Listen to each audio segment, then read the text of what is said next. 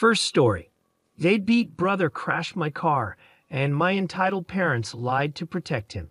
I have an older brother, John, who has always treated me badly. We're just a year apart, but he used to beat me up as kids and always acted like everything I owned belonged to him too. He was the golden child in the family, which made my life hard, so I moved out as soon as I turned 19. My uncle, who is a retired police officer, took me in when I left home. He even gave me an old Crown Victoria, which I absolutely loved. For some reason, John hated that I had that car. He went through 4 old cars that eventually broke down, while my Crown Vic kept running smoothly. After his 4th car broke down when he crashed it into a pole, he asked to borrow my car. I had a bad feeling and told him no. He called me entitled and said he needed the car to get to work. I told him to take the bus because I knew how he drives, and there was no way I was letting him use my car. My parents called me after that, trying to convince me to lend him the car. I refused, no matter what they said, because I needed it for my own transportation. John wasn't the only one with a job to get to. My uncle was proud of me for standing up to them, and even gave me a high five. A few days later after work, I noticed my car was missing from where I had parked it. I called John, but he didn't answer. Then I called my parents and asked if he had taken my car. They denied it at first, but when I said I was calling the cops, they admitted that John had taken it because he needed it. I told him he better bring it back immediately, or I'd get the police involved. They called me a jerk, but they also called John and told him to return my car. He showed up in the parking lot 30 minutes later. When I demanded to know how he stole my car, he held up a set of police Crown Vic keys he had bought online. Some of them were made to work with multiple cars. I told him that if he ever stole my car again, I'd have him arrested. Then he had the nerve to ask for a ride home. I reminded him that he left me waiting in the cold after stealing my car so he could walk home. He called me a jerk as I drove away. After that, my uncle installed a tracking device in my car. When Christmas came around, I was celebrating with my family like every year. The roads were cold and icy, so I had to be very careful while driving. By now, you might have guessed from the title, yes, John borrowed my car again during the Christmas party. He decided to pick up a friend and thought I wouldn't notice. But I did when I looked out the front window and saw my car was gone. I pulled up the tracking app and saw he was a few miles away. I called him to yell at him, and everyone at the party noticed something was wrong. I told him John stole my car again, and my uncle confirmed it wasn't the first time. John told me to screw off and said he'd be back soon. I warned him not to drink and drive, but he just hung up on me. While I was watching the tracker, the dots stopped moving. Then we got a panic call from John asking for help. He had crashed my car because he couldn't handle the icy roads and wasn't used to driving a rear-wheel drive vehicle. We all piled into my parents' minivan and followed the tracker to find him. We found John by the road with my Crown Vic nose deep in a snow-filled ditch. My uncle was furious since the car used to be a police vehicle, and I was beyond angry with John for stealing my car again. My parents wanted me to let it go, but I said enough was enough and that I was going to call the police.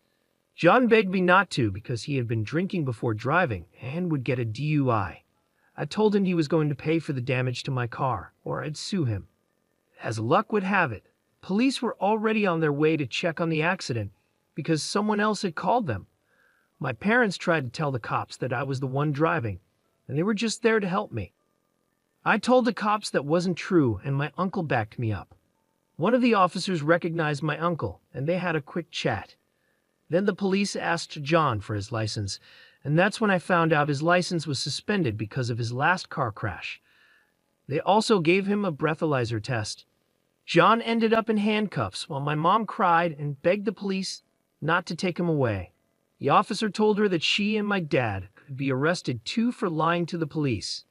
That shut them up fast, and we all got back in the minivan. The Christmas party ended early, and my parents drove me and my uncle home since he had come with me. They didn't say much during the drive and sped off as soon as we got out of their van. They almost slid off the road themselves doing that. My brother was released from jail the next day, looking terrified and close to tears.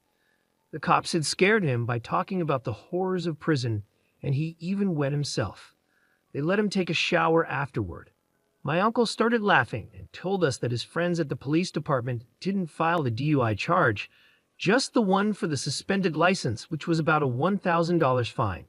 My uncle said he just wanted to teach John a lesson and that this would be the only time he'd help him out. John then apologized to me and promised to pay for the repairs to my Crown Vic. He also swore he'd never touch my car again. When the car was pulled out of the ditch, the front-end damage was minor, just a new bumper, headlight, and grille were needed. The damage was only on the surface, thankfully. My parents have pretty much pretended the whole thing never happened. John gave me the extra Crown Vic keys he had bought online and said he learned a lesson he wouldn't forget. Update. This is an update from yesterday. My brother kept his promise and paid for the damage to my car. The body shop guy gave me a fair deal to replace the damaged parts on my Crown Vic and just asked if I cared whether the parts were original or not. I told the body shop I didn't care if the parts were original since the car is old, and I didn't want the repair bill to get too high. I thought the damage was just on the surface. There was a bit more to fix. The shop said they needed to straighten out some minor damage, but it wasn't anything major. They could handle it easily. There was also a little damage to the fender panels, but they assured me it was easy to fix, especially since I didn't mind if everything wasn't perfect. The new parts would be painted to match the car, so that was good news. My brother paid the body shop in cash right away after getting the repair quote. He seemed eager to hand over the money and said goodbye politely. I won't say how much it cost, but it definitely hurt his savings, especially after paying the fine for driving without a license. He was hoping to get a new car, but now he can't until his license suspension is over, which I think will be a while. My parents had given my brother a ride to the body shop, and after he left, they stayed behind to scold me for making him spend all his money fixing my car. I could tell they were about to say something about how I should have just let him use my car in the first place, and how this all could have been avoided if I had. But something inside me snapped, and I cut them off. I finally let it all out. I called them out on everything, the favoritism, how they've always treated my brother as more important than me. I reminded them that I had to move in with my uncle just to get away from their unfair treatment. I told them how they let my brother steal my car and then tried to lie about it until I threatened to call the police. They even tried to lie to the police by saying I was the one driving when my brother crashed my Crown Vic. And now they were mad at me for making my brother pay for the damage he caused by stealing my car on Christmas Eve, driving without a license and while drunk. By the time I finished, I was out of breath. I was nearly out of breath. My mother was crying and my father's face was bright red, looking like he was about to explode. But instead of shouting, he took my mother by the hand and started to leave. Just then, a guy sitting near the door blurted out, "You guys are narcissists." That was all it took to push my father over the edge. He started attacking the guy like a madman. My dad isn't small, and he knows how to throw a punch, so he beat the poor guy badly like a wild gorilla. I yelled for the clerk to call the cops, and they did. When my father heard that, he bolted out the door and drove off, leaving my mother crying in the lobby. The police had to pick him up at home, and surprisingly, he cooperated when they arrested him. But now he's facing charges for assault. The guy my father beat up had a badly swollen black eye, a possibly broken nose, and a concussion. I was there when they put him in the ambulance to take him to the hospital. My mother has been calling me, crying and blaming herself. My uncle says it's about time my dad got some karma, and my brother is doing everything he can to stay out of it. This is not how I thought things would turn out. Update. My father is out of jail now, and I've been told he looks terrible. My mother paid his bail, and when he came out, he looked almost as beat up as the guy he attacked. Apparently, he picked a fight in jail over the weekend and got jumped by other inmates. My uncle went with my mother when my father was released and described what he looked like to me. He said my dad has 2 black eyes, dark bruises all over, a fat lip, and is missing a tooth. My uncle said my father didn't try to blame me for anything this time. He barely spoke at all. He just got into the minivan with my mother and went home. I managed to get in touch with the guy my father beat up. A friend of a friend knows him. I'll call him Scott for now. My father beat Scott up pretty badly. Scott has a concussion from hitting his head against the wall after being punched several times. His nose is indeed broken, and he's in a neck brace. He spent 3 days in the hospital. When I asked him what he planned to do, he confirmed that he's going to sue my father and has already spoken to a lawyer. I told him to do what he needed to do, but I don't have any more details about the case. My friends and I put together a gift basket for Scott, and we all chipped in some money since he won't be able to work for a while. Even my uncle contributed, even though he didn't have to. Scott was very thankful when we gave it to him. My mother hasn't tried to call or text me since my father was released, but my brother texted me that she's still been crying a bit, and my father has been mostly silent since he got home, hardly leaving the couch. The last time my father was like this, he didn't speak to anyone for at least a week, but this situation is much worse than what made him go silent last time. Final update. I know it's been months, but I finally have an update. The guy my father beat up is doing fine now. He still needs to get his nose fixed. The rest of his injuries have healed well. He filed a lawsuit against my parents, and at first my father was determined to fight it, but he eventually changed his mind. Why? Well, for a few reasons. First, someone broke several windows on my parents' minivan in the middle of the night. My uncle said the police think it was done with a BB gun, but they couldn't find out who did it. My father replaced the windows himself, as he's done that before, and there hasn't been any more vandalism since. I think whoever did it might be connected to the guy my father beat up. Second, a lawyer told my father that he had no chance of winning in court. There was CCTV footage as several witnesses, including me, and no judge would side with him. The last thing that made him change his mind was when my mother threatened to divorce him.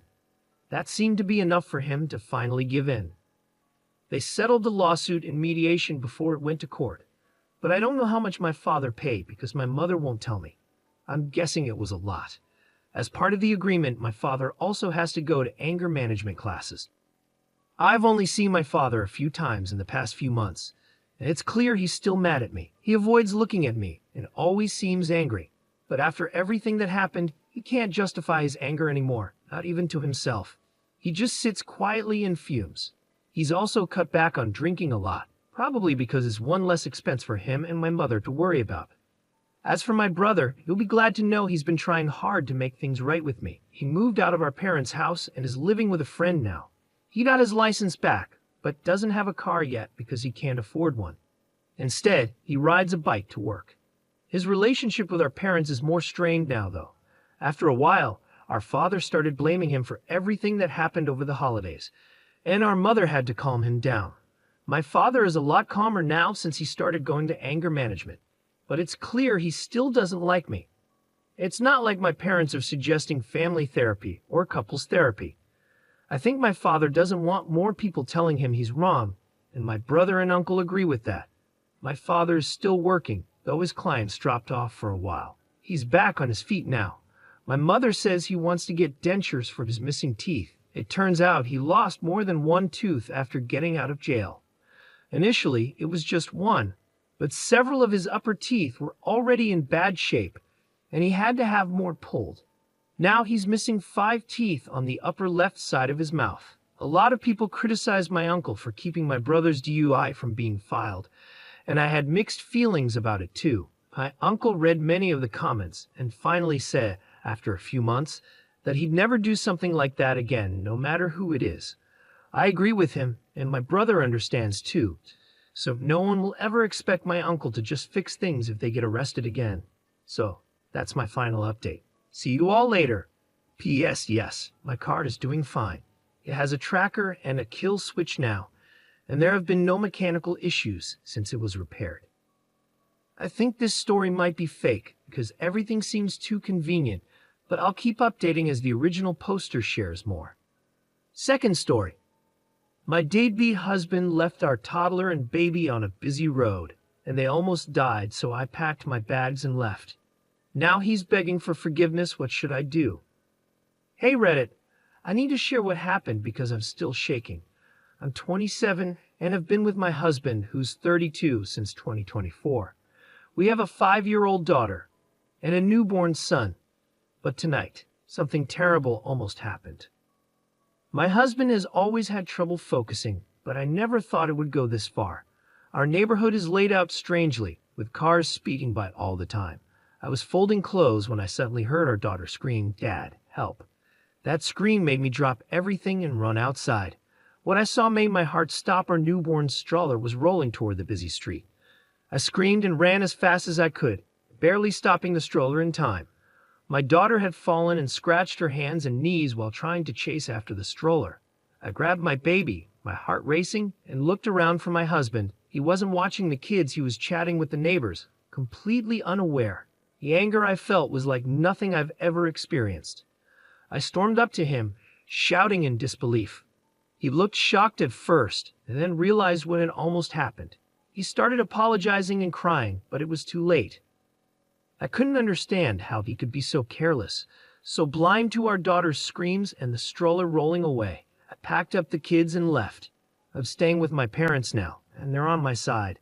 But my husband keeps texting and begging for forgiveness, saying it was just an honest mistake. But I can't get over the fear of almost losing my baby because he couldn't focus for even a second.